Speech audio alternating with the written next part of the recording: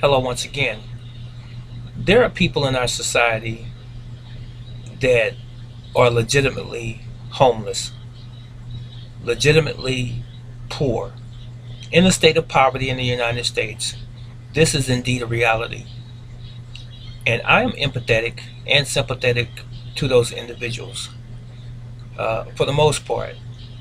However, there are people out here in our society also that will do anything that they possibly can to get ahead, to take advantage of, and to even use and or manipulate someone to get what they want. These people I have a problem with. As it relates to my original premise, which is about those people that are in need, poor people that is. When I'm in my store and customers come in, I truly appreciate every dollar, every cent that comes into my business. However, there are those individuals that will come in and they will look around the store, and I have 10 coolers, with several types of beverages. I mean, dozens and dozens of beverages. And so they'll go from one to the next, to the next, to the next, and they'll ask the question, you ain't got no 50-cent drinks? One guy just asked me a day ago, do you have any 35-cent Fago Pops? And I looked at him kindly and said, no, sir, I don't. And this is a regular occurrence, not just in my store, but many stores similar to mine, and even some major big box stores. This happens. But usually the convenience stores and the neighborhoods is where this happens even more so. But you have guys that come in, and even women, how much are your cigarettes? You tell them how much it is. Oh, never mind. I can get it across the street. 25 cents cheaper. 50 cents cheaper. Is it really that big of a difference?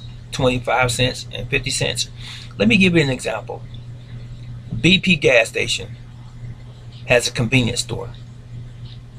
And BP oil is a chain of stores. It has a chain of businesses, all connected. Moi,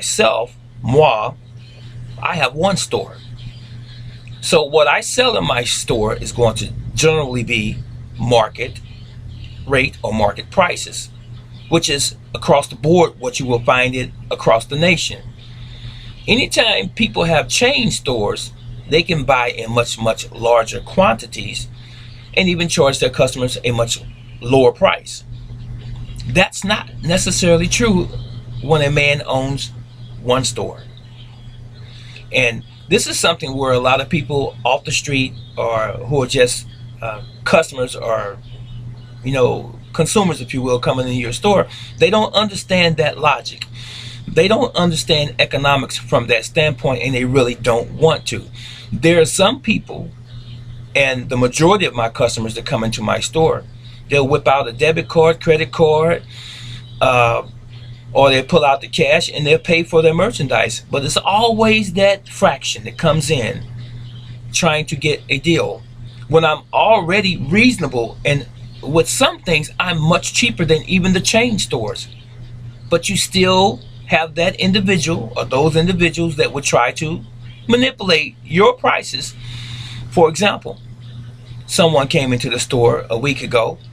I sold the 1 ounce or 1.8 ounces of potato chips, right?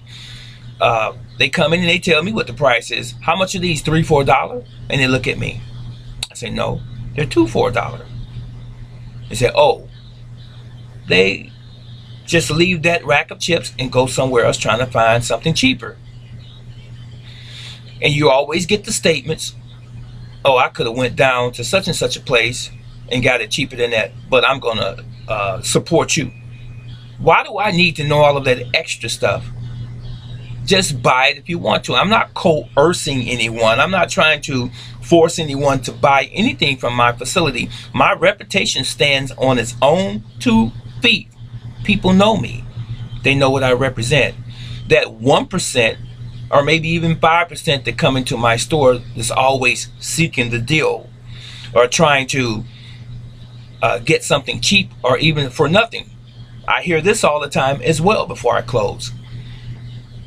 I would like this. Can I slide for a quarter? You know I'm good for it. Or I'm short a dime. Am I good? These types of statements. I even had a guy. Now, he frequents my store a few times a week. I see him on a regular basis. I'm walking across the street coming up to my store getting ready to open. And he looks at me, he say, hey, can I holler at you for a minute?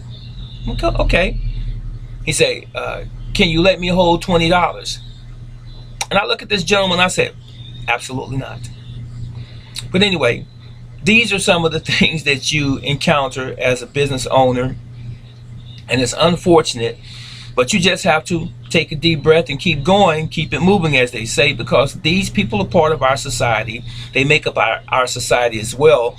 So, as I forestated, I have empathy and sympathy for people's conditions, but that should not be the rule. Let me know what you think. I'm out.